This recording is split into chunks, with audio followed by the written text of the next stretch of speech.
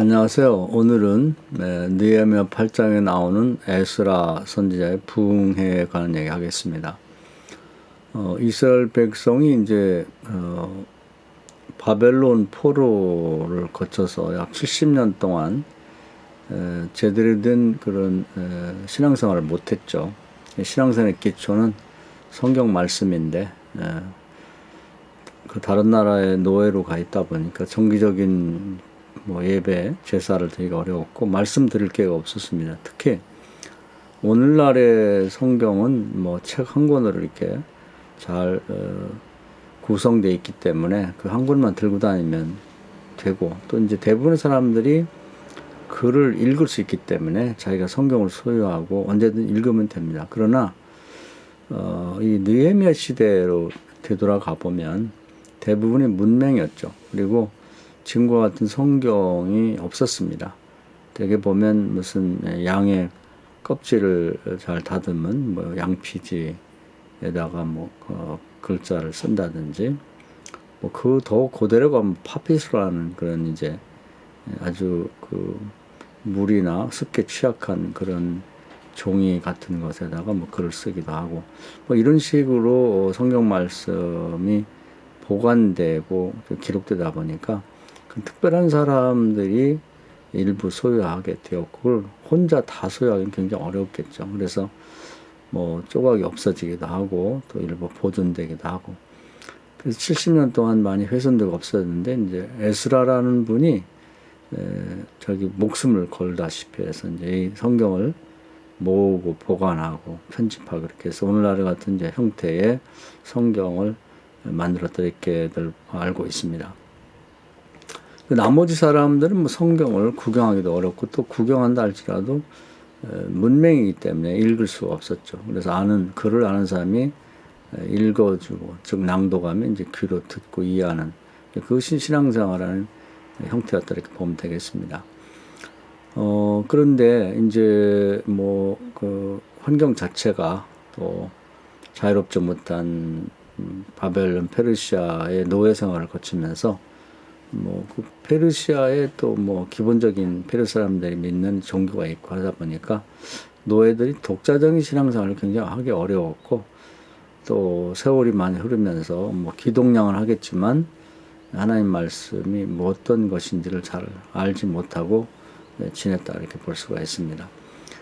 그렇기 때문에 이제 내적으로는 신앙이 있는 사람들은 하나님 말씀에 대한 갈급함이 있을 것입니다. 그래서 이제 귀환한 다음에 느헤미야를 통해서 성벽도 이제 완전히 다 보수를 했고, 또 성전도 일부 짓게 되고 이렇게 하다 보니까 이제 신앙을 회복하고 싶은 그런 이제 소원이 생긴 것 같습니다. 그래서 이미 와 있지만 이제 에스라에게 부탁해서 잃어버렸던 신앙을 회복하기 위해서 이제 성경 공부를 하려고 이제 준비를 했습니다.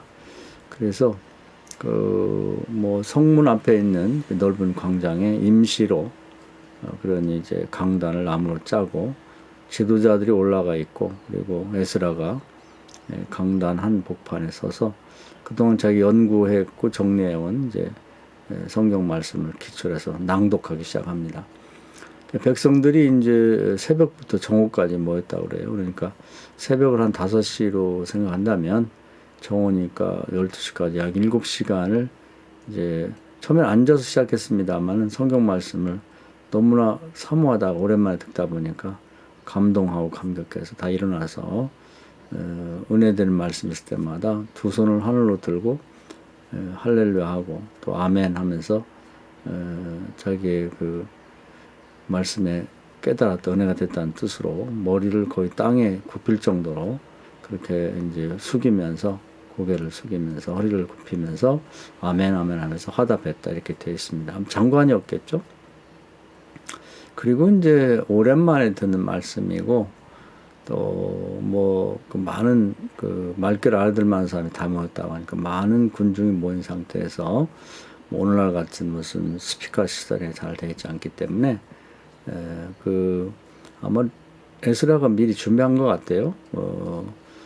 무슨 주일학교 분반하듯이 이제 모인 사람들을 무대기 나누어서 그 미리 예습한 훈련받은 이제 레위 사람을 중심으로 한 지도자들이 이제 그 각각 그 넓은 광장에 흩어져서 사람들을 묶어서 이제 방금 낭독한 말씀의 뜻이 이거다 이렇게 풀어서 설명하는 뭐 아이들로 말하면 분반고 같은 그런 형태로 그날 7시간 동안 이렇게 말씀을 전하고 듣는 그런 일이 있었다 이렇게 되어 있습니다. 이것이 이제 뭐 신앙의 기초가 이제 하나님의 말씀 즉 율법의 말씀인데 거기에 대한 걸 다 잊고 살았는데 다시 그것을 회복하면서 거기에 비추어서 회개도 하고 또 거기에 비추어서 새로운 삶을 살아야겠다는 결단도 하게 됩니다.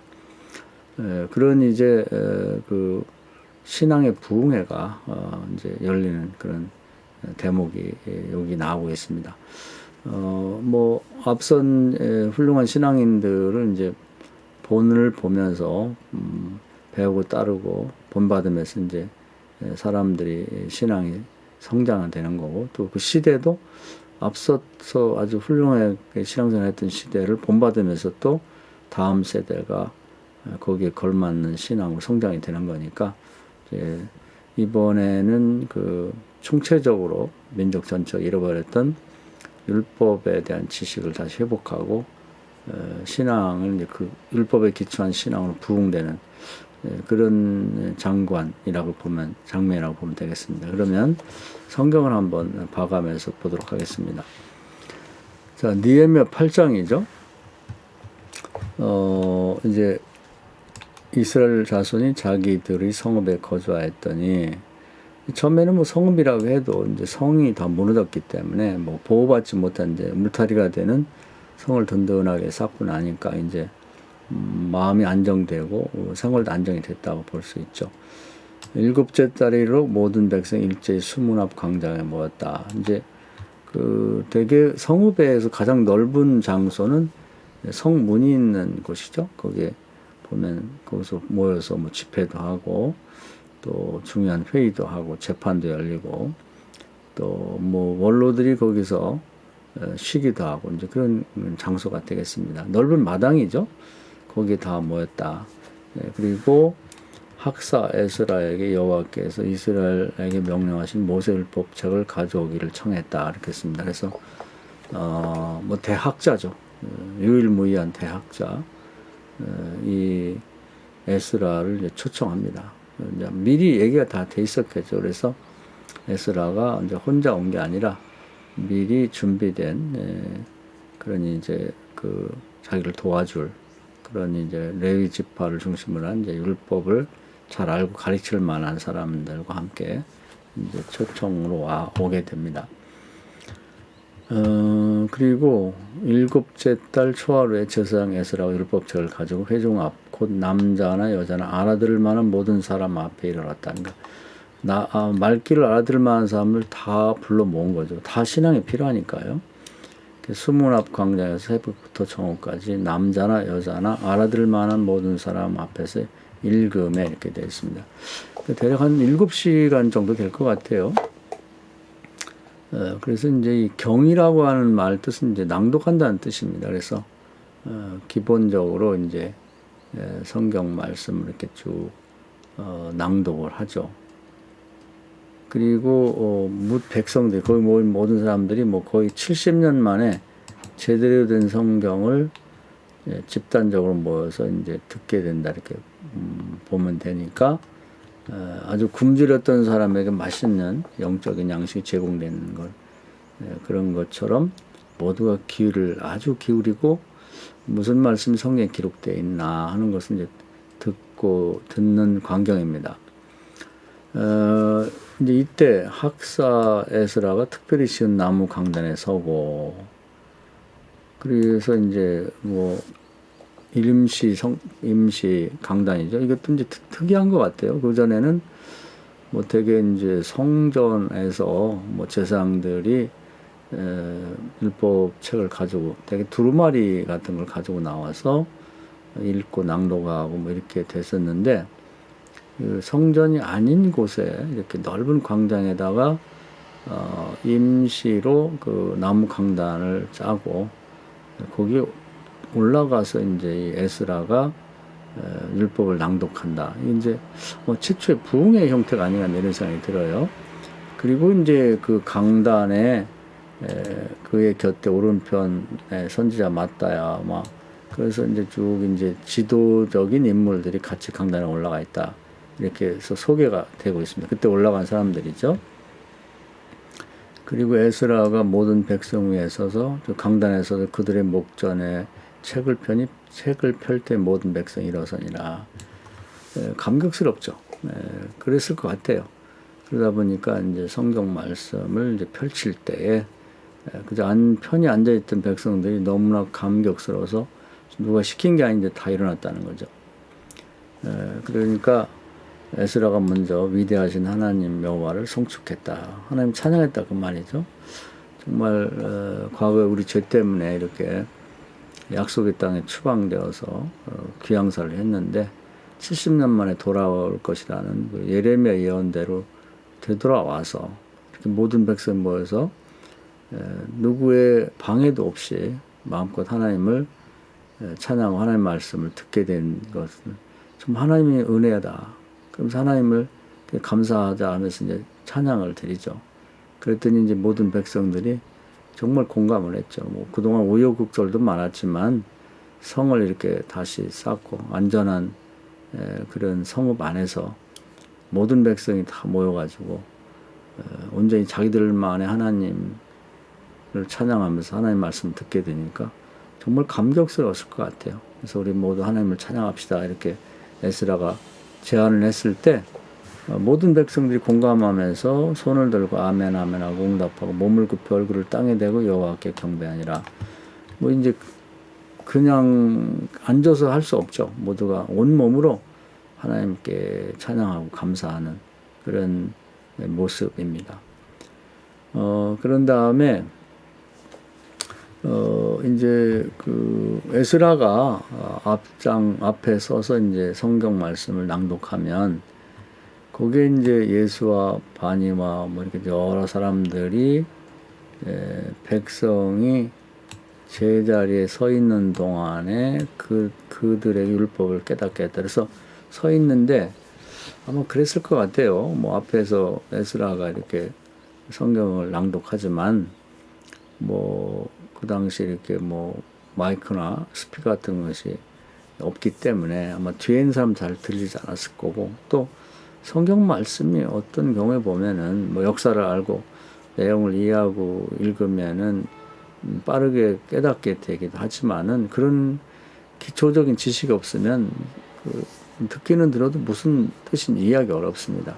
그렇기 때문에 에스라가 미리 준비된 그런 이제 그 성경을 이해하고 가르칠 만한 사람들이 흩어져서 서 있는 사람들 이렇게 이제 반을 나눈다든지 무대기 이렇게 모이라고 한 다음에 낭독되면 이제 그 사람들에게 이게 이런 뜻이라고 설명하고 깨닫게 하고 이제 이렇게 했다는 거죠. 굉장히 조직적으로 한 것 같죠.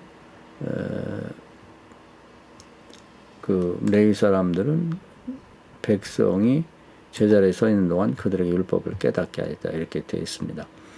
그래서 여기 보면 하나님이 율법 책을 낭독하고 그 뜻을 해석하여 백성들에게 그 낭독하는 것을 다 깨닫게 했다.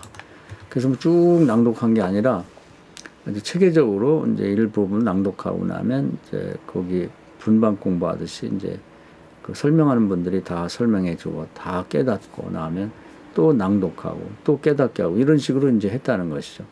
굉장히 좋은 부흥회 같아요. 그래서 백성이 율법의 말씀을 듣고 다 우는지라 이제 깨달게 됐다는 거죠. 은혜 받았다는 얘기입니다. 아마 그 운다고 하는 것은 이제 기쁨의 눈물일 텐데 기쁨의 극치를 뜻하는 걸 거예요. 그리고 다들 이제 다 은혜를 받은 거죠. 맑게 알아들 만한 사람들은 총독 느헤미야와 제사장 겸 학사 에스라와 이제 대표적인 지도자죠. 백성을 가르친 레위 사람들, 즉 분방 공부의 선생들이죠. 모든 백성에게 이르기를 오늘은 너희 하나님 여호와의 성인이니 슬퍼하지 말고 울지 말라. 그래서 이렇게 좋은 날 왜 우느냐, 우리 울지 말고 찬양하고 기뻐하자, 이런 격려를 하는 거죠. 아마 굉장히 그 은혜로운 분위기가 형성이 된 것 같아요. 그런 다음에 이제 느헤미야가 또 한마디 거들죠. 느헤미야가 또 그들에게 이르기를 너희는 가서 살찐 것을 먹고 단 것을 마시되 준비하지 못한 자에게 나눠주라. 이 날은 우리의 주의 성인이 근심하지 말라. 여호와라 인하여 기뻐하는 것이 너의 힘이니라. 그래서 이제 대개 보면은 사람이 두 가지가 필요한 것 같아요. 영혼을 위해서도 영혼의 양식의 말씀을 듣고 깨닫는 거죠. 그냥 듣기만 해서는 안 되고 깨달아 소화 흡수가 돼야죠. 그럼 영혼이 힘을 얻게 되고, 그 다음에 이제 또 이 영혼을 감싸는 육체도 맛있는 음식을 먹고 또 그것이 소화 흡수돼서 힘을 얻게 되고, 이렇게 두 가지가 이제 균형 있게 돼야만 건강한 삶을 살 수 있는 것 같아요. 근데 이제 이 8장에서 특별히 주목할 말씀은 느헤미야가 한 말 중에 있는 것 같아요. 여호와를 즉 근심하지 말라. 여호와로 인하여 기뻐하는 것이 너희 힘이니라. 그래서 근심은 이제 기쁨과 반대로 나오는데요. 근심이 사람을 힘이 빠지게 만드는 거고, 기쁨이 사람에게 힘을 준다. 그래서 우리는 이 힘의 문제, 힘이 있어야 에너지를 가지고 사람이 활발하게 활동하게 되는데, 힘의 근원이 어디 있는가 하는 것에 대한 비밀이 문장 속에 담겨 있는 것 같습니다. 뭐 세상 사람들은 힘을 얻기 위해서 뭐 약을 먹기도 하고, 또 운동도 하기도 하고, 또 맛있는 음식을 먹기도 하고, 다양한 방법으로 이 에너지를 보충하고 또 에너지를 끌어내기 위해서 노력을 합니다. 근데 오늘 성경에서는 기뻐하는 것이 이제 힘의 근원이라는 거죠. 그래서 기쁨이 있는 사람은 그것이 일종의 연료가 되고, 또 이것이 근거가 돼서 이제 힘이 나는 거죠. 힘 있는 사람을 이제 한번 조사해 보면 뭔가 기쁜 일이 있는 거죠. 표정에서부터.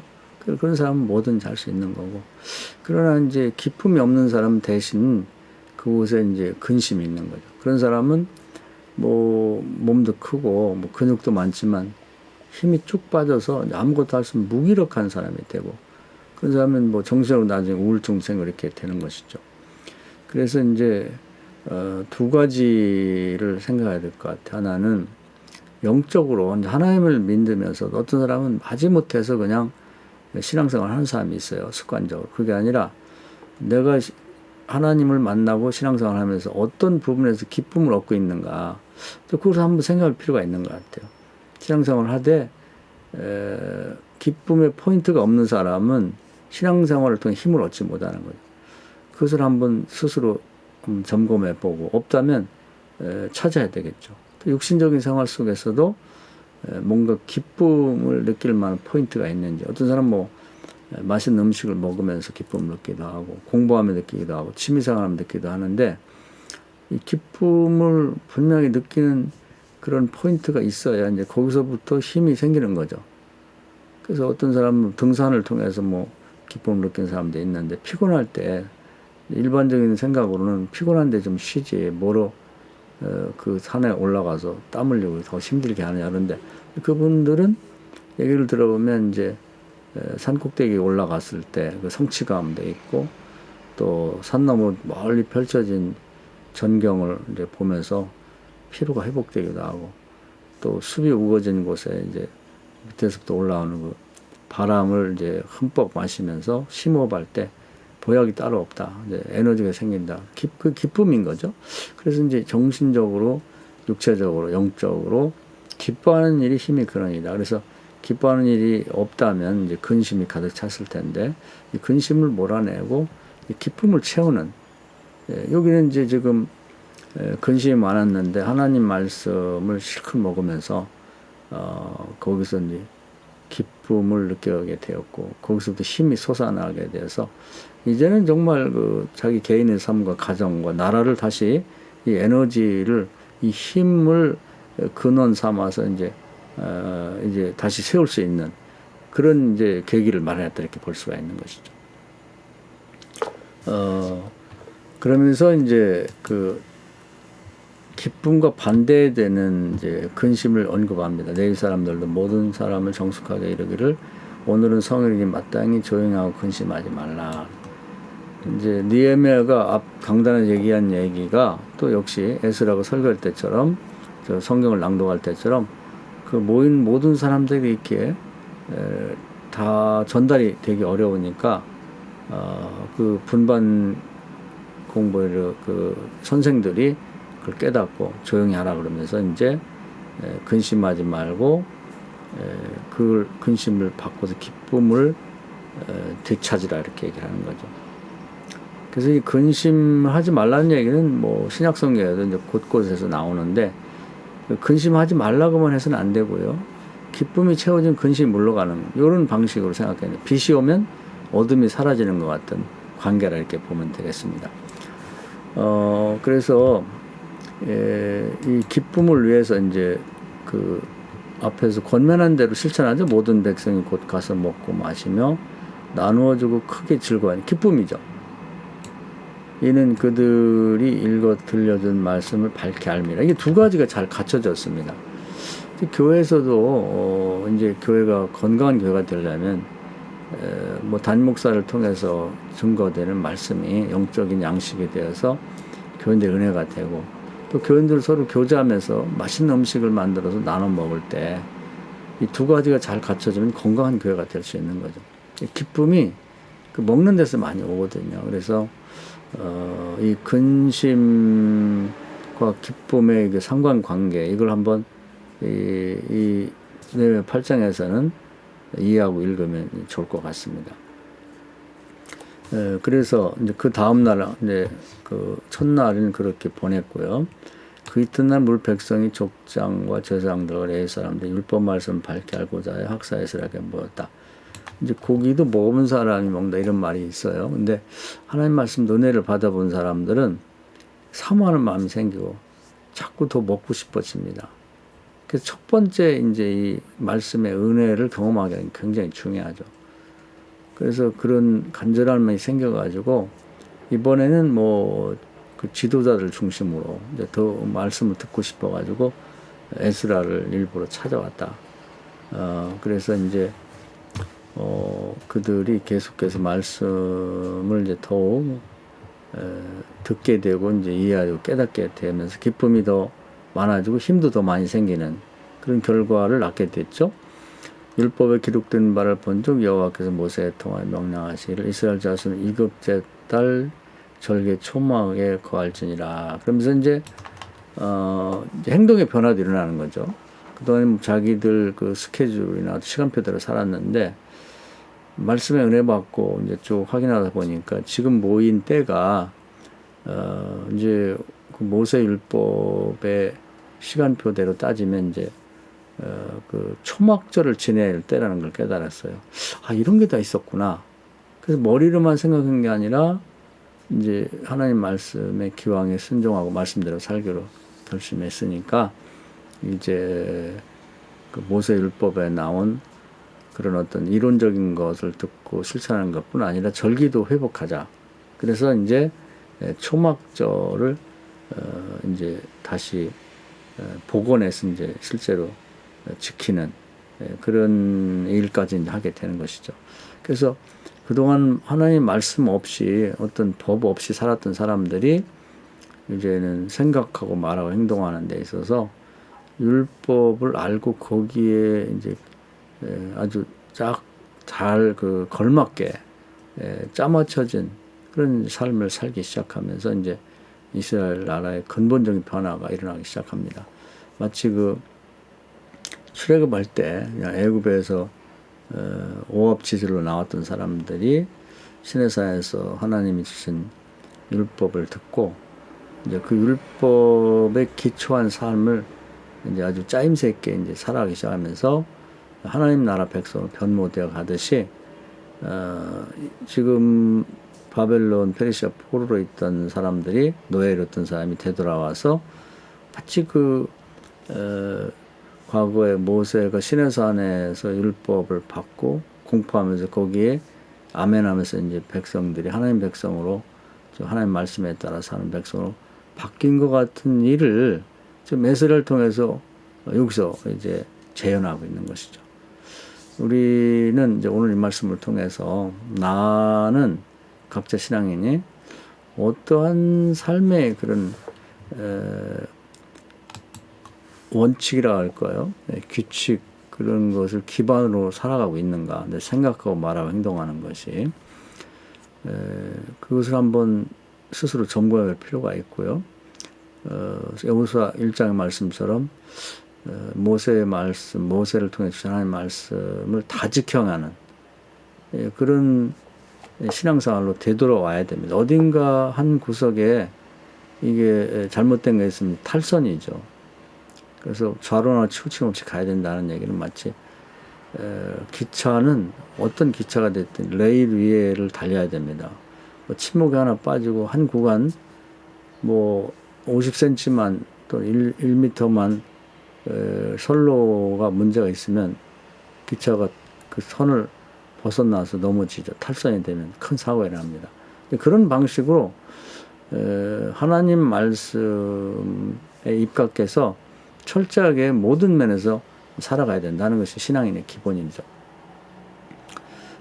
그러기 위해서 우리 신앙 자체가 말씀이라고 하는 기초에서 세워지고 있고 생활이 그렇게 되고 있는지를 늘 점검해야 됩니다. 그리고 또 이제 그것과 부족하고 그것이 그냥 의무나 억지로가 되는 게 아니라 그런 삶이 나에게 기쁨이 돼야 그것이 나에게 힘으로 작용하게 된다. 그런 것을 이제 오늘 예레미야 8장을 통해서 이렇게 보여주는 건데 신앙의 아주 기본과 기초를 가르쳐주는 아주 중요한 성경이 되겠습니다. 오늘 이 말씀 은혜가 되기를 바랍니다. 감사합니다.